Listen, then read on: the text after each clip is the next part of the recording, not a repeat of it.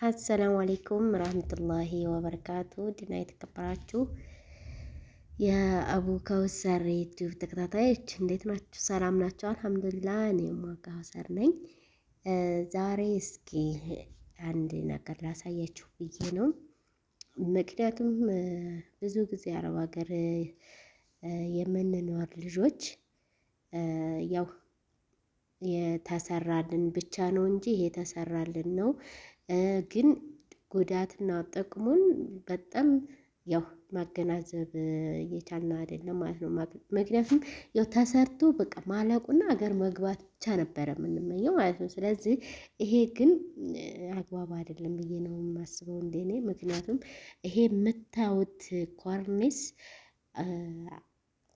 አሰራር ይላል ፕላስ አብሱ በጣም ፕላስቲክ ኮርኒስ የምታሰሩ እህቶች ማለት ነው በጣም ጥንቃቄ አድርጎ ቢሰራ ማለት የገንዘብ እንትን አናሳ ብዙ ጊዜ ይጎዳል ማለት ነው። ቤትን ጥራት አድርጎ የሚሰራ ሙያተኛ እንደዚህ ደግሞ ቀለል አድርጎ የሚሰራ ደግሞ ሊኖር ይችላል።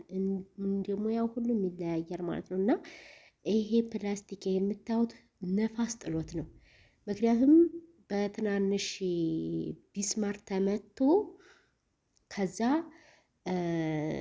በጣም አልያዘውም ማለት ነው። በቢስማር ተመቶ ማለት ነው። ትናንሽ ቢስማሮች አሉት የራሱ የሆኑ ኮርኒስ ላይ ማለት ነው። እና በእሱ እንትን እንዳለ በቃ ንፋስ ሲመጣ ይሄው ግማሽን ጥሎታል ማለት ነው። እና ይሄ እንዳይሆን የሆነ ማጣበቂያ የሚባል አለ የኮርኒሱ የራሱ የሆነ ማለት ነው። እሱ እንዳይገዛ ታስቦ ማለት እሱ በጣም ውድ ነው። ሁለተኛ ደግሞ ሙያተኛም ይላል ሙያተኛው አይ ችግር የለውም በሚስማር ይሆናል ምንም አያመጣም ምናምን ብሎ ከለስ አድርጎ ሊሄድ ይችላል ማለት ነው። ስለዚህ ጥንቃቄ አርጋችሁ እባካችሁ ቤተሰቦቻችሁን ማለት በሚዲያ ብዙ ነገር ታያላችሁ፣ ብዙ ነገር ትሰማላችሁ።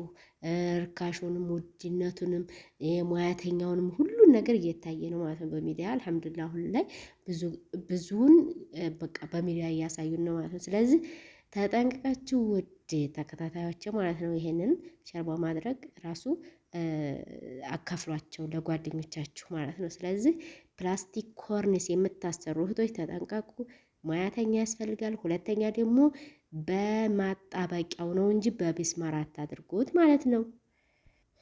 እና ውድ ተመልካቾቼ ይሄንን እንግዲህ ሸር በማድረግ ለጓደኞቻችሁ አበረታቷቸው፣ አሳያቸው፣ አሳውቋቸው።